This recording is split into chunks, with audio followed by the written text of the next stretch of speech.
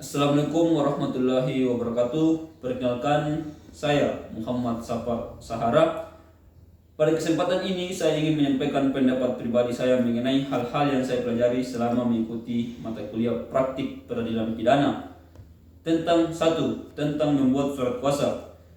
Menurut pandangan saya, pembuatan surat kuasa adalah tahapan penting yang sering dianggap sepele. Namun setelah mempelajarinya, saya menyadari bahwa surat kuasa merupakan syarat fundamental yang menentukan apakah seorang advokat sah mewakili klien atau tidak.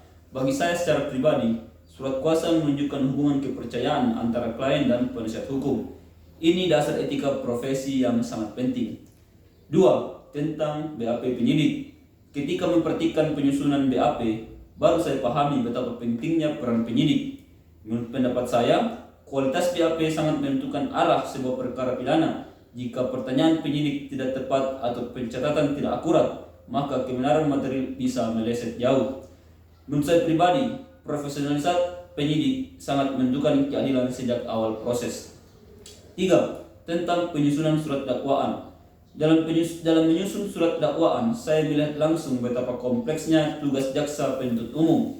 Menurut saya pribadi, surat dakwaan merupakan dokumen yang paling krusial karena menjadi dasar seluruh proses persidangan.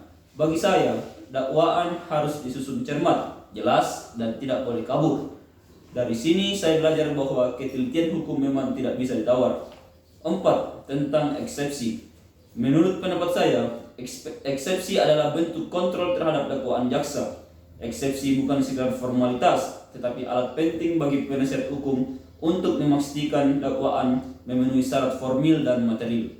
Secara pribadi, saya melihat eksepsi sebagai kesempatan untuk memperjuangkan hak terdakwa sejak awal proses persidangan.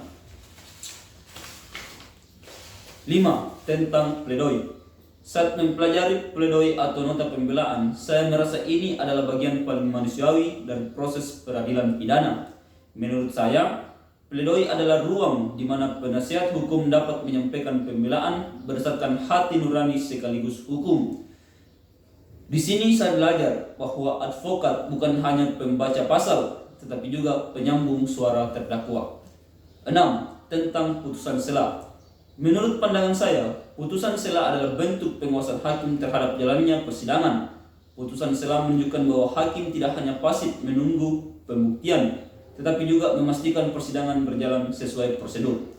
Ini memperlihatkan bahwa bagaimana sistem peradilan memiliki mekanisme check and balance. 7. Tentang perbedaan barang bukti dan alat bukti. Secara pribadi, saya merasa memahami perbedaan antara barang bukti dan alat bukti sangat penting. Alat bukti adalah dasar penilaian hakim, sedangkan barang bukti adalah benda fisik yang berhubungan dengan tindak pidana. Awalnya saya kira keduanya sama, tetapi setelah praktik, saya menyadari bahwa keduanya sangat berbeda fungsi dan kedudukannya. 8.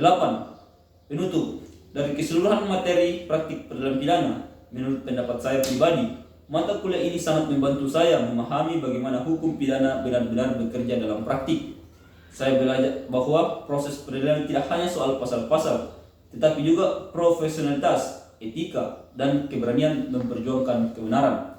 Demikian pendapat pribadi saya. Terima kasih. Wassalamualaikum warahmatullahi wabarakatuh.